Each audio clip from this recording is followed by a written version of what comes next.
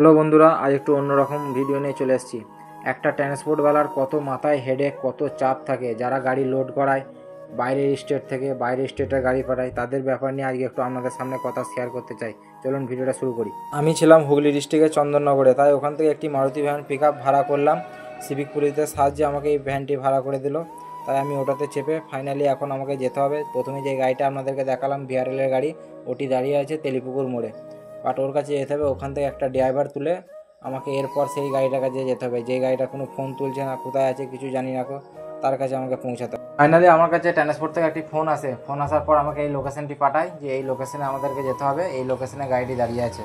দেখা যাক ওখানে গিয়ে গাড়িটা কীরকম পরিস্থিতিতে আছে, ড্রাইভার আছে না খালাসি আছে। তাই আমরা ওই ট্রেলারটা নিয়ে বেরিয়ে পড়লাম। এখন আমরা পালসি টোলে যে লোকেশনটা দেখলাম, সেই লোকেশনটা হচ্ছে তারকেশ্বরের আগে নালিকুল বলে একটা জায়গা আছে, সেই নালিকুলের আশেপাশেই দেখাচ্ছে।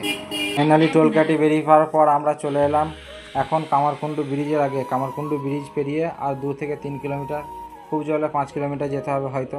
তারপর আমরা পৌঁছে যাবো আমাদের গাড়ির কাছে। দেখা যাক ওখানে গাড়ি পাওয়া যায় কি পাই না। তো ফাইনালি আমরা এখন পৌঁছে গেছি আমাদের গাড়ির কাছে। আল্লাহর কাছে লাখ লাখ শুক্রিয়া।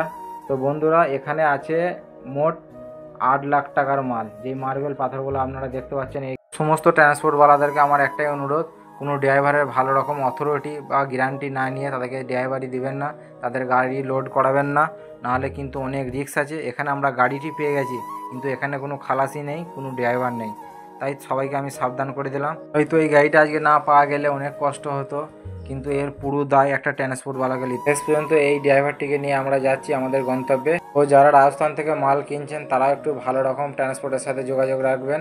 আজকে বড় ট্রান্সপোর্টের সাথে যোগাযোগ ছিল বলে আপনারা গাড়িটা পেয়ে গেলেন।